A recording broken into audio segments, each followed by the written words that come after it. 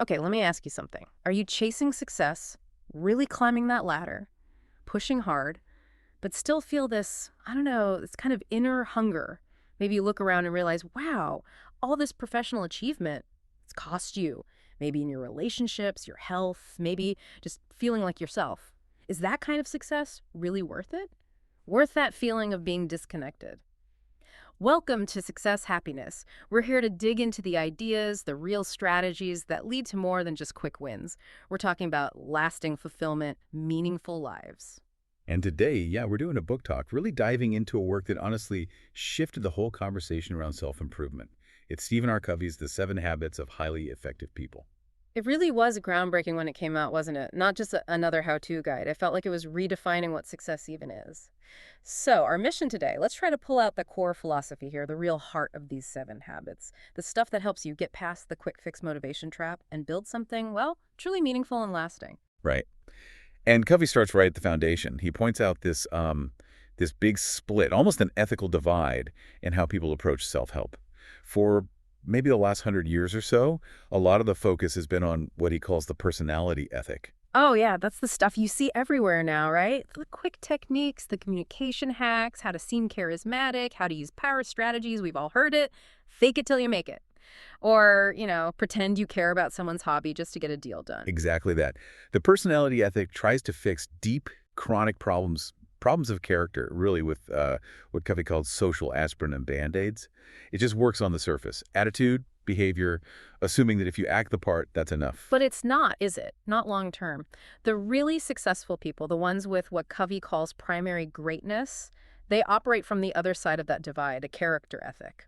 That's focused inward on integrity, basic goodness, your motives, your fundamental strength. But okay, here's a question then.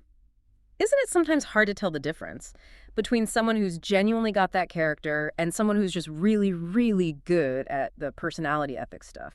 Learned charm. It can be, yeah, especially at first. But the difference, it shows up over time because character is what builds trust. If people sense your character is flawed, if they feel you're being, insincere or manipulative, then even the best techniques in the world just feel slimy. They feel self-serving. And that lack of trust, that's the killer for any long-term relationship. Business, family, friendships, anything. Because you just can't build anything lasting without trust. Right. Covey quotes Emerson here, doesn't he? Something like, "What you are shouts so loudly." In my ears that I cannot hear what you say. Yes. It's powerful. Your fundamental character, who you are, speaks louder than anything you actually say. Okay, so character first. But before we even get to the habits themselves, there's this other huge idea, how we see the world. Our paradigms.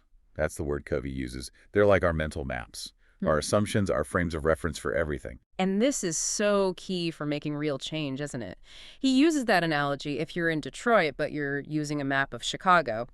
Well, it doesn't matter how positive your attitude is or how hard you try to navigate, you're just going to get more lost faster. That's the insight, exactly. If you want real quantum change, you can't just tinker with your attitude or behavior, the leaves, as he calls it. You have to work on the map, the paradigm, the route. That perception test drives this home so well. The picture where some people see a young woman, others see an old woman. Right, and these are sincere people looking at the exact same lines on paper.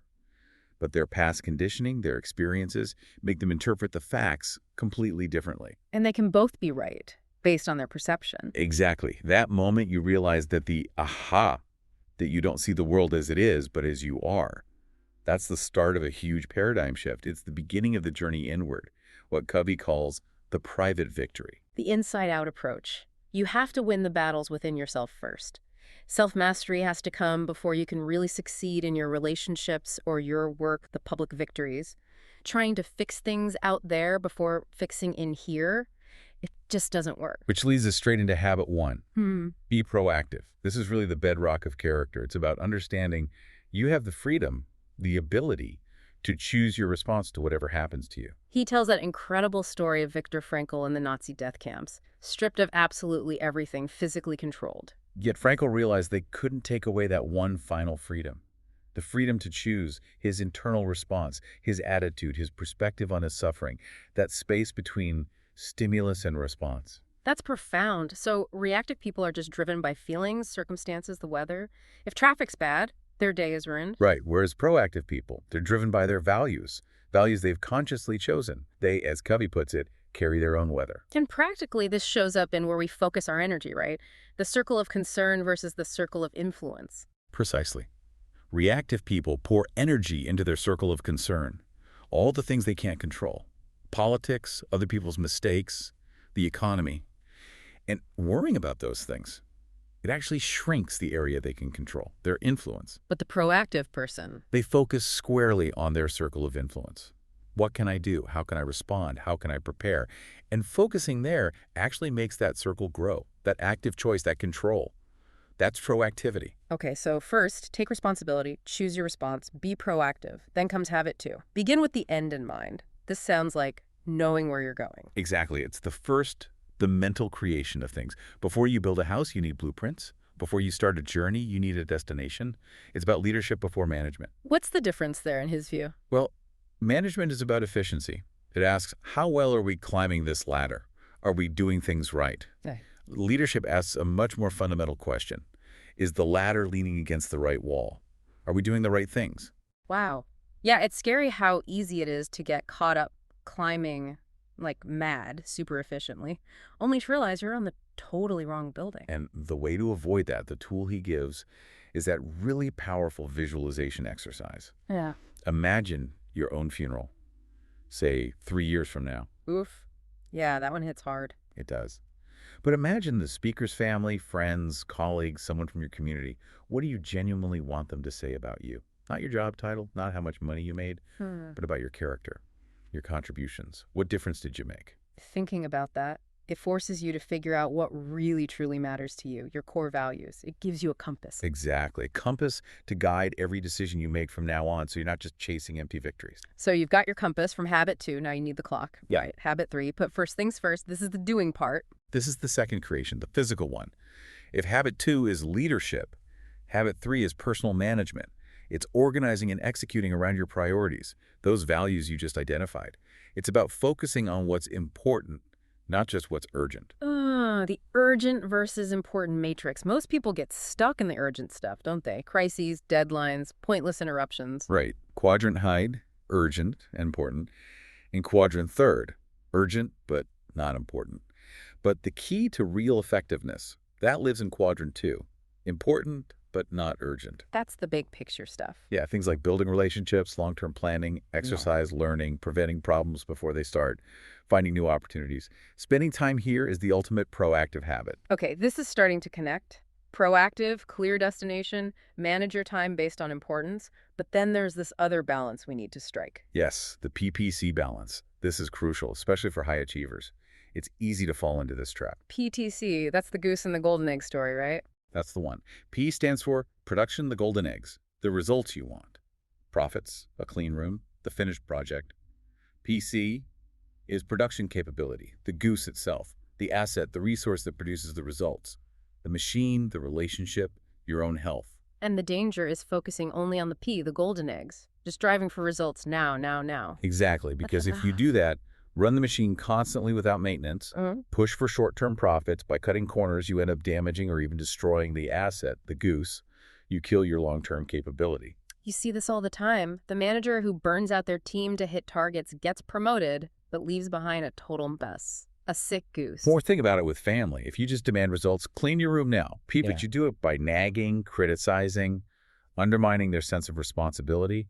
You're damaging the relationship and their internal motivation. The PC. Okay. So true effectiveness means getting the golden eggs while taking care of the goose. Balancing the results with nurturing the ability to keep producing those results long term. Precisely. Whether it's physical assets, financial assets, or crucially, human assets, employees, kids, spouses. Treat them well. Invest in the relationship. Maintain the capability. Right. So once you've achieved that private victory, you're proactive, you know your end in mind. You manage yourself effectively based on priorities, and you understand the PPC balance. Then you're ready for the public victory stuff, the relationships. Then you're ready for true interdependence. See, just being independent, thinking for yourself, isn't enough in a world where we have to cooperate. But you need that independence first. Okay, so what comes next? Habit 4. Habit 4. Think win-win. This isn't just about, being nice. It's a whole framework for how you interact with people. Win-win. So finding solutions where everybody benefits. Right. Agreements or solutions that are mutually beneficial, mutually satisfying. The other options, win-lose, I win, you lose, lose-win, I'm a martyr, you win. Lose, we both drag each other down. They just don't work long-term. Because they damage the relationship, the Yeah. PC. Exactly. Win-lose creates resentment. Lose-win builds unrealistic expectations and burnout. For sustainable success, you've got to be committed to finding that third alternative where everyone feels good about the outcome. And how do you find that? That requires habit 5. Seek first to understand, then to be understood. This is maybe the biggest communication habit. It's about empathic listening. Which most of us are terrible at. We listen waiting for our turn to talk, right? We filter everything through our own life story, jump in with advice. We prescribe before we diagnose. Covey's adamant. You have to truly understand the other person first. Listen deeply, not just to the words, but to the feeling, the meaning, their perspective, their paradigm. Until someone feels genuinely understood, they won't be open to your perspective or solutions, no matter how great they are. Okay, that makes sense. Understand first, habit 5, aim for win-win. Habit 4, what's next? Then you unlock habit 6, synergize. This is the habit of creative cooperation. Synergy. Yeah. The whole is greater than the sum of its parts. That's it. It's not compromise, where Yeah. 1 plus 1 equals maybe 1.5. It's creativity, where 1 plus 1 equals 3 or 10 or 100. It happens when you genuinely value the differences between people. So instead of seeing different perspectives as a problem. See them as an opportunity, a Yeah. strength. If two people see things differently and they truly respect each other and communicate openly, habit 5, they can create solutions together that neither one could have thought of alone. It's about creating something new. Amazing. Okay, habits 1 through 6. That feels pretty comprehensive. Is there one more? There is. Habit 7, sharpen the saw. And this is the one that makes all the others possible, really. Sharpen the saw, like maintenance. Exactly like maintenance. It connects right back to that PPC balance. Habit 7 is maintaining the PCU, the asset. It's about balanced self-renewal, so you don't burn out just focusing on production. So what does that look like?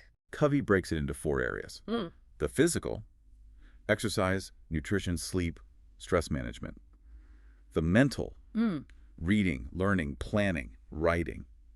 The spiritual, connecting with your core values, meditation, nature, music. And the social, building meaningful relationships, service to others. Taking time to invest in yourself across the board. It sounds important. It's fundamentally important, but it's often the first thing to go when we get busy because it usually falls into quadrant 2. Important, but not urgent. Right. Easy to put off. But if you neglect sharpening the saw gets dull, and everything else, all the other habits becomes harder and less effective. Wow. Okay. So it really is a whole system. The character ethic foundation, shifting your paradigms, getting that private victory through proactivity and purpose and management, then aiming for win-win through understanding and synergy in the public victory, and constantly renewing yourself to keep it all going. That's the essence of it. Yeah. This principle-centered approach, it's what leads to success. It's not just, external, but also internal. Yeah. Real effectiveness and lasting happiness. Absolutely. It's clear true success isn't about shortcuts or just manipulating how things look on the outside. It's this deep inside-out work, building that integrity, that clarity, so you can act with purpose, guided by your values, not just blown around by circumstances. And maybe here's a final thought to leave people with, building on that. Real interdependence, those truly synergistic relationships, effective teams, strong families, that's a choice that only genuinely independent people can make. Say more about that. Well, you have to own yourself first, right? Yeah. Your choices, your responses, your values, that's the private victory, being independent. If you haven't established that inner integrity, that self-mastery, you don't really have enough self to give, to truly commit to a win-win interdependent relationship. You need to be strong inside to connect effectively outside. That's powerful. You need independence before you can achieve effective interdependence. Thank you for joining us for this fantastic book talk on the 7 Habits of Highly Effective People. Really valuable stuff. It's always great to revisit these ideas. And if you want to explore more discussions and talks like this, things that can help you make real, lasting changes in your life, Then be sure to subscribe to Success Happiness. Thanks for tuning in.